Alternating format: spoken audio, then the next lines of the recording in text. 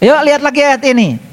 Walaqad sarafna linnas fi hadzal Qur'an min kulli masalin fa aba aksarun nas illa kufura. Dan sesungguhnya kami telah mengulang-ulang kepada manusia dalam Al-Qur'an berbagai macam perumpamaan. Tetapi kebanyakan manusia tidak menyukainya, malahan mengingkarinya. Jadi, kenapa kalian lebih suka membaca Quran bahasa Arab? Itu yang paling aman. Karena setelah baca itu kan kalian tenang. Dan ngerti.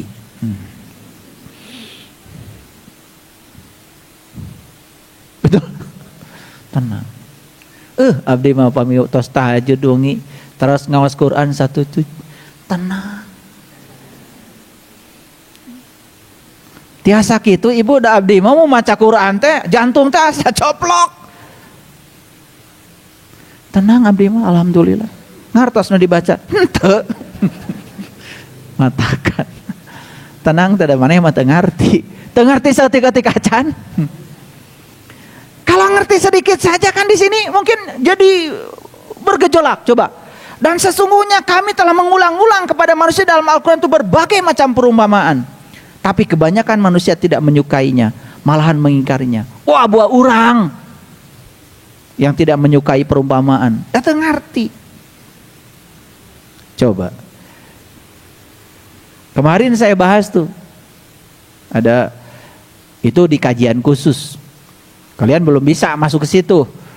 Nanti kalau sudah jadi orang khusus baru boleh masuk kajian khusus. Sekarang masih jadi orang awam. Kajiannya awam aja dulu. Ada yang tanya sama saya, minta dijelaskan Quran surat Al-An'am ayat 143 sama ayat 144. Bunyinya begini. Ini saya tunjukkan ya supaya ngerti. Coba lihat nih. Satu orang baca yang kenceng, ada yang paling depan deh. Bunda Neni silakan baca. Kelihatan? Nggak begitu jelas. Yang muda deh.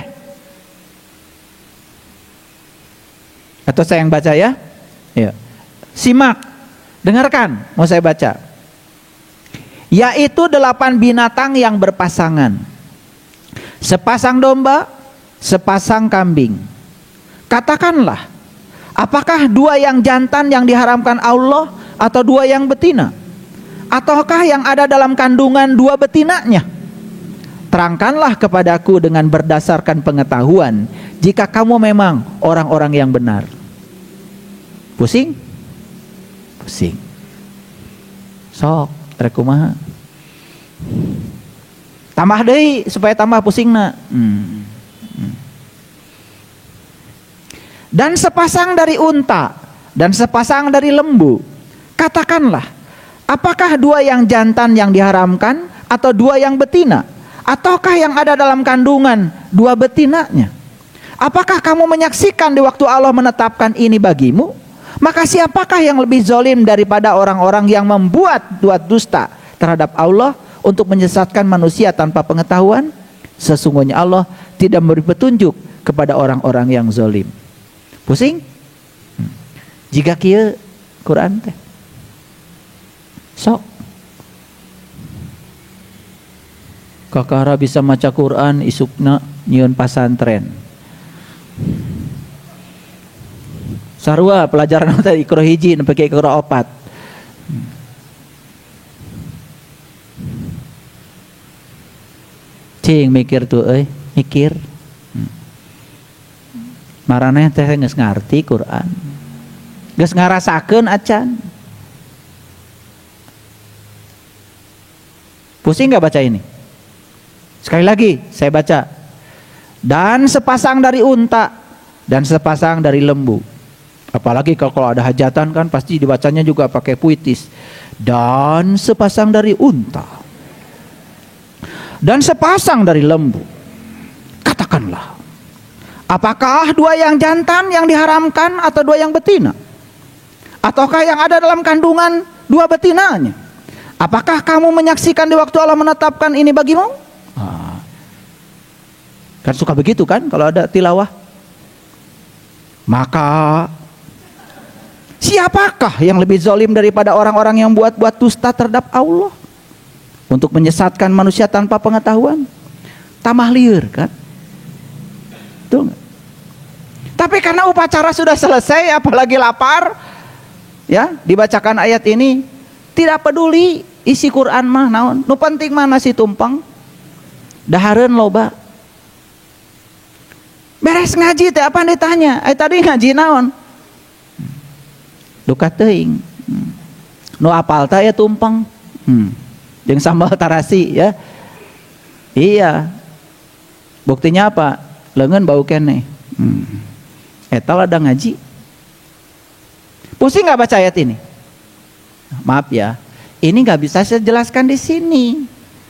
Yang 8 binatang tuh yang mana? Kenapa jadi 4 pasang? Kenapa domba, kambing, unta dan sapi? Kenapa? Maaf ya, bukan di sini. Biar pusing aja di sini saya bacakan. Makanya selesai saya kaji ini, ya. Karena yang saya sampaikan tuh mereka yang sudah mengalami ayat ini, semua kirim WA. Terima kasih ayah, saya jadi tercerahkan. Selama ini saya baca Quran gak ngerti, saya udah baca berulang-ulang gak ngerti. Dan baru kali ini saya mengerti karena saya mengalaminya sendiri. Karena jadi kambing, jadi domba, jadi unta, jadi sapi. Mengalami sendiri langsung. Mau mengalami? Ini kalau diteruskan sama saya tambah pusing. Nah ini perumpamaan. Apakah ini terkait fakta? Tidak. Tetapi tidak mungkin Allah berfirman kalau di dalamnya tidak ada kebenaran. Di sini ada kebenaran. Dan saya bisa menunjukkan kebenaran itu. Satu syaratnya, kalian mengalami kebenaran itu. Begitu sudah mengalami, sepelik apapun, sesulit apapun, kalian akan mengerti dengan sendirinya. Itu yang disebut dengan pintar tanpa belajar, cerdas tanpa berlatih. Mau begitu? Lampaui pikiran. Lampaui pikiran. Itu. Ini ngaji tanggung sebetulnya. Dan yang tanggung-tanggung ini biasanya banyak pendengarnya. Ya, jadi supaya banyak pendengarnya maka dibuat tanggung. Biar penasaran. Oke, lanjut. Lanjut. Yuk kita lihat ayat ini. Ini bahasanya sama, ayatnya beda. Sama seperti tadi. Walaqad syarabna fi hadzal Qur'an linnas min kulli masalin. Persis sama. Persis sama. Coba kita lihat ayat yang tadi. Yang ini kan? Walaqad syarabna linnas fi hadzal Qur'an min kulli masalin. Sama kan? Sama kan? Cuman yang tadi ujungnya aja yang berbeda. Ujungnya mengatakan tetapi kebanyakan manusia tidak menyukainya, malah mengingkarinya. Manusia yang mana ini yang mengingkarinya? Manusia mana yang tidak menyukainya? Manusia yang buta mata kolbunya. Maaf ya, sekalipun kalian belajar tafsir, silahkan. Kalau tafsir itu hanya pikiran dari si penafsir, hasilnya sama, nggak ngerti, pusing.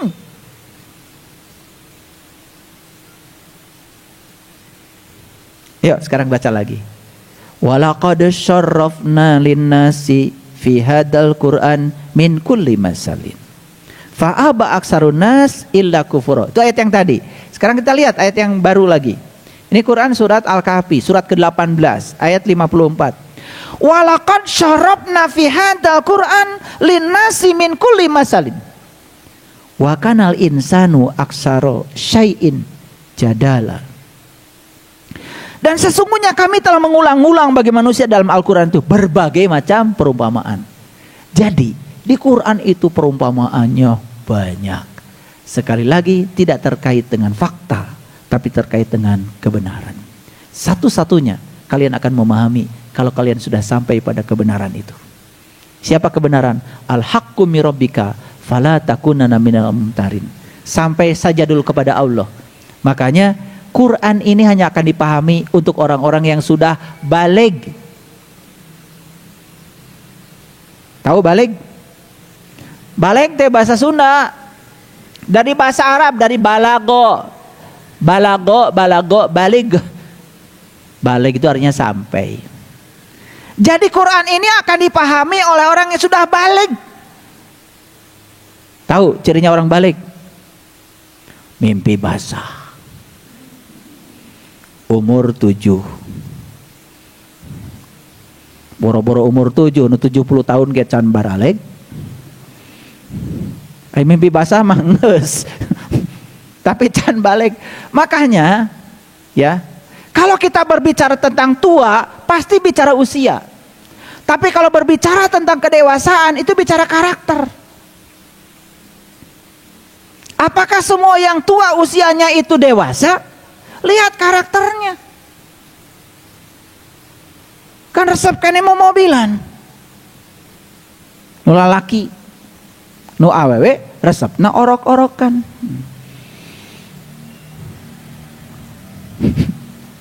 Mengerti? Ini saya ngomong pakai bahasa simbolik ini. Udah tua tapi masih senang mobilan. Ngerti maksud saya? Pasti ngerti. Saya tidak berbicara kalian kemudian nyuruh mau mobilan, bukan itu. Malah ya, mobil-mobilan itu artinya dua kata yang diulang pakai akhiran an kan bohong.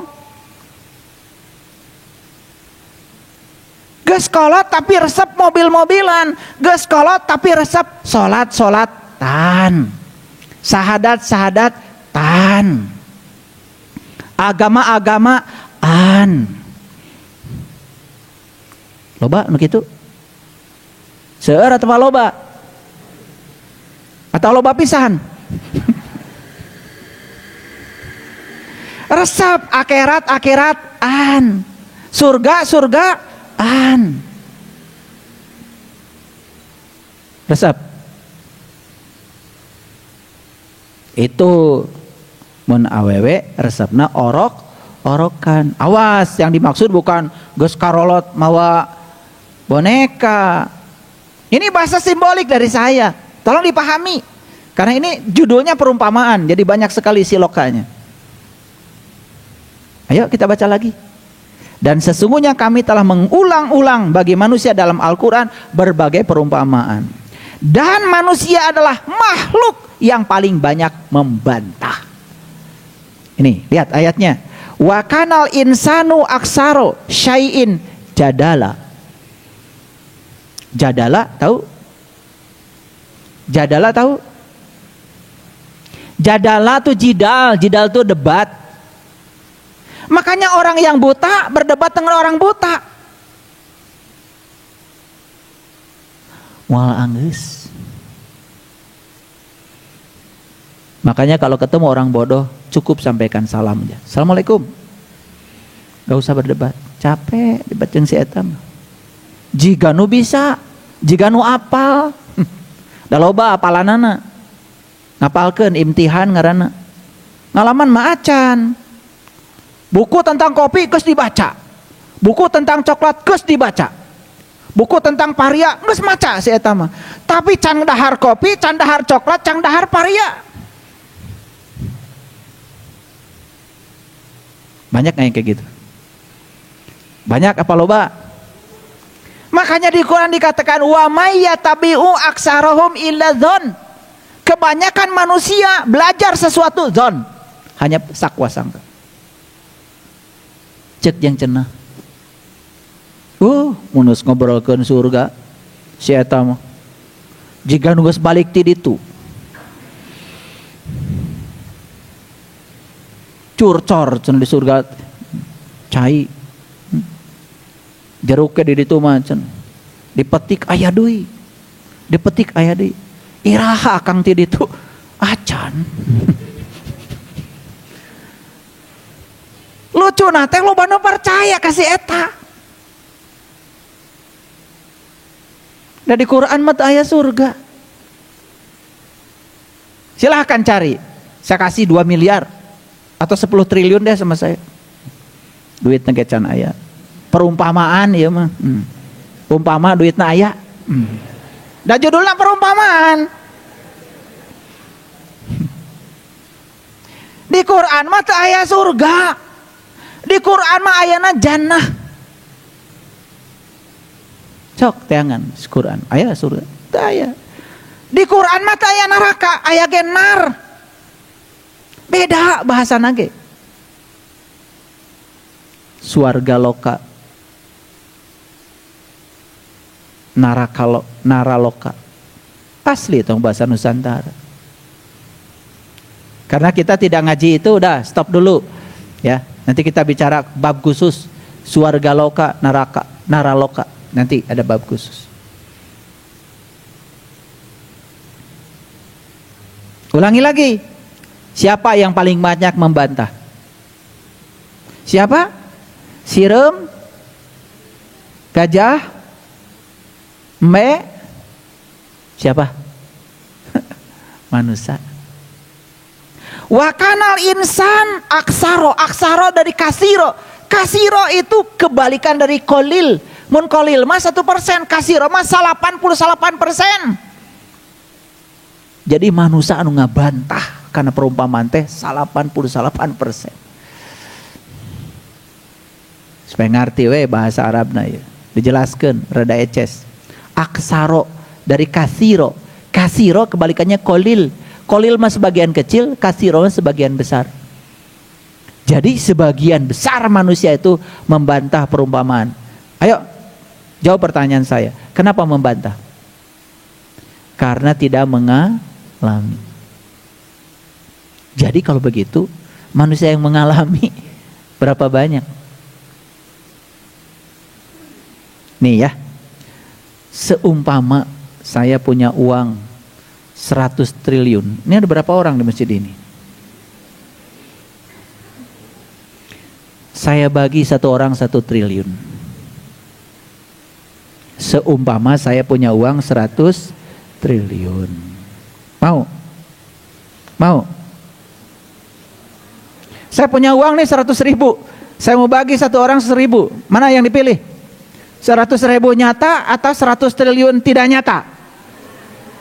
Tuh, pintar kalian teh. Tapi diajar agama seneng yang perumpamaan. Semua yang perumpamaan itu harus jadi kenyataan. Makanya di dalam Quran dikatakan, setelah kamu tahu kebenaran, maka aku tidak berbicara lagi kepada kamu dengan perumpamaan. Aku bicara kepadamu dengan nyata, senyata-nyatanya. Allah goib apa nyata? Nu teu apal mah cenah goib. Nu apal mah Allah teh nyata, senyata-nyatanya. Wal awalu wal akhiru wad dhahiru wal batin. Dia tidak berawal, dia tidak berakhir. Dia yang zahir, dia juga yang batin. Yang mana yang bukan Allah? Kemanapun kau malingkan wajah, yang kamu lihat cuma satu, wajahnya Allah. Tuh, nyata kan? Nyata, anu tos apal mah. Anu can apal mah nyaeta perumpamaan kene. Mau nyata atau perumpamaan? Ada yang nanya sama saya, terus ayah guru atau gimana nanti kalau 100 triliun dibagikan? Ah, nyieun deui we. Nyieun deui da perumpamaan. Teu kudu neangan. Paham? Sekarang lanjut. Ya, ngajinya agak lanjut nih. Ini kita lihat Al-Ankabut ayat 43. Nah, ini ayat luar biasa nih bagi saya. Watil kal amsalu nadribu halinas wa ma yaqiluha illa alimun. Dan perumpamaan itu kami buat untuk manusia dan tidak ada yang memahaminya kecuali orang yang berilmu. Jadi kalau di Quran ada perumpamaan itu hanya bisa dipahami oleh orang yang berilmu. Siapa orang yang berilmu? Yang sekolahnya S1, S2, S3, guru besar gitu. Hati-hati. Saya tidak mau bicara atribut. Saya mau bicara pakai bahasa Rasul. Nabi Muhammad kan bilang begini. Nabi Muhammad bilang begini, beruntunglah orang-orang yang tidak hidup sejaman denganku, tetapi mereka masih dapat ilmuku dari para pewarisku. Itu hadis. Ada seorang sahabat bertanya, ya Rasulullah, siapa orang yang mewarisi ilmumu itu? Nabi Muhammad mengatakan, al ulama warasatul anbiya.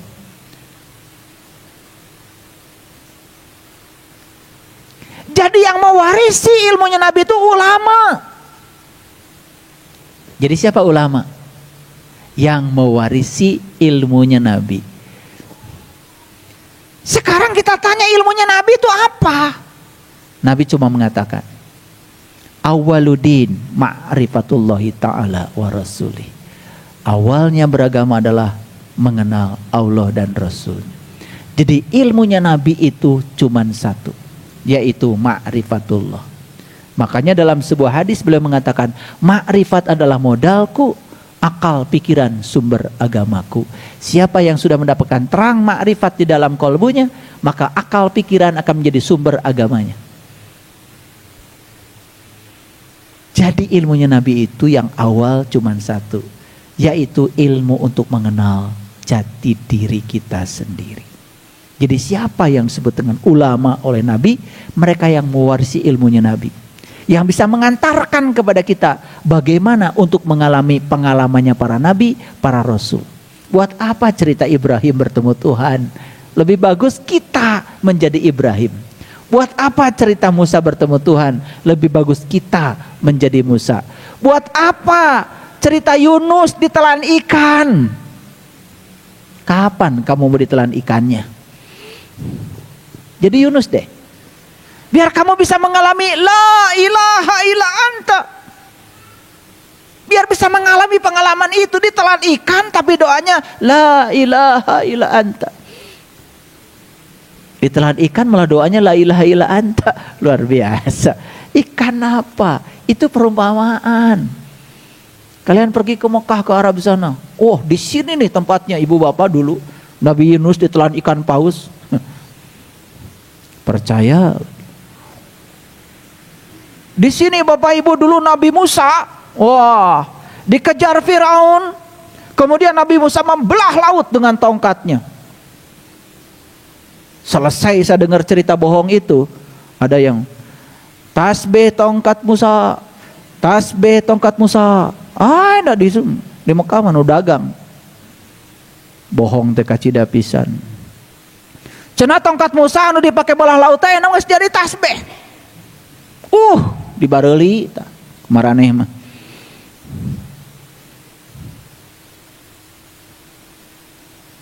Gak tahu tongkat Musa itu yang mana, lautnya yang mana, cara membelahnya bagaimana.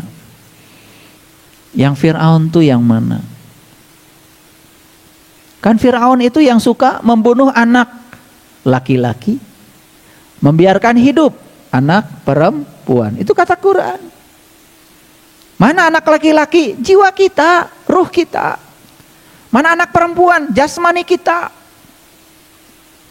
Yang hidupnya cuma orientasi pada jasmani, tiap hari terus aja ngurusin tentang makanan tubuh yang jasmani, tapi makanan jiwa tidak pernah diurus oleh kita. Itulah Fir'aun yang tidak peduli pada jiwanya sendiri. Siapa Musa? Musa tuh yang peduli pada jiwanya, jiwa raga kalau Musa. Makanya ada Fir'aun, ada Musa. Ada Musa, ada Fir'aun. Siapa Musa? Musa itu diri kita.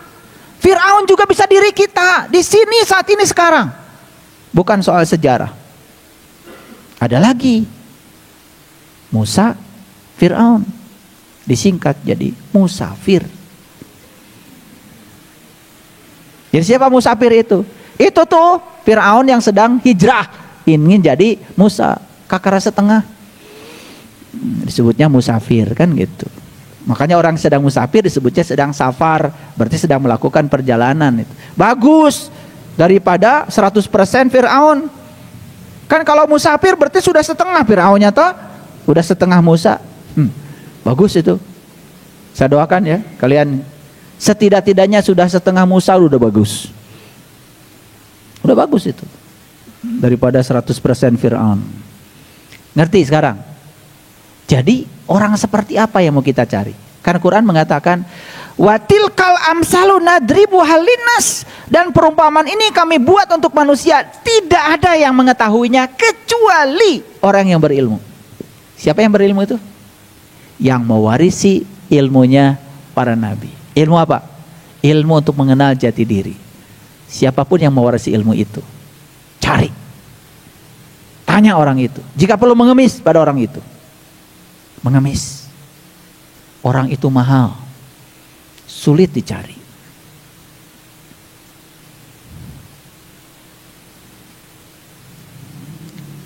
Ya, kenapa? Saya sudah nyari orang itu dulu, susah saya. Belasan tahun saya cari orang itu. Ingin orang yang kalau bicara itu nyata, bisa dibuktikan. Nyarinya luar biasa. Saya sudah nyari ke beberapa negara, saya sudah nyari ke luar negeri, subhanallah. Alhamdulillah. Tepang nama Uihdai Kalemur. Saya sudah mencari kemana-mana, ke Eropa, ke Iceland, kemana-mana lah. Ya, ke China, India, udah nyari. Tepang nama di Garut. Jadi jangan menyepelekan tuh. Leluhur kita tuh luar biasa. Soal ilmu ketuhanan tuh sudah sangat luar biasa. Makanya saya yakin kebangkitan spiritual itu akan terjadi di bekas benua Atlantis ini. Karena leluhur kita sudah mencapai peradaban yang sangat luar biasa. Paham? Berarti akan ada nggak orang yang mengerti perumpamaan? Akan ada? Akan ada. Siapa? Orang yang diizinkan untuk bisa bertemu dengan orang yang mewarisi ilmunya para nabi. Pasti ngerti. Makanya mohon maaf, banyak cerita. Dulu saya kok memahami Quran susah sekali. Kok sekarang setiap saya baca Quran nangis, ngerti. Merasakan rasanya. Banyak yang begitu bicara sama saya. Kenapa? Saya cuma bilang satu hal. Karena kamu sudah melampaui pikiranmu. Kamu sudah memasuki yang namanya kecerdasan, intelijensiamu. Kamu sudah memasuki alam kesadaran. Pintar tanpa belajar, cerdas tanpa berlatih. Maaf ya.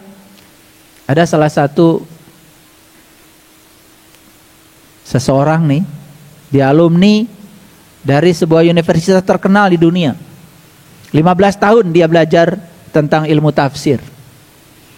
Begitu sampai di tempat saya tanya, coba jelaskan surat An-Nur ayat 35. Allah adalah cahaya langit dan bumi. Perumpamaan cahayanya seperti miskat, lubang di dinding antara dua ruang. Yang di dalamnya ada pelita besar. Pelita itu di dalam kaca. Kaca itu laksana bintang yang berkilauan seperti mutiara. Yang dinyalakan dari minyak dari pohon yang diberkahi. Bukan dari timur, bukan dari barat. Minyaknya sudah bercahaya walaupun tidak disentuh api. Cahaya di atas cahaya. Dan Allah membimbing kepada cahaya yang siapa yang dikehendakinya.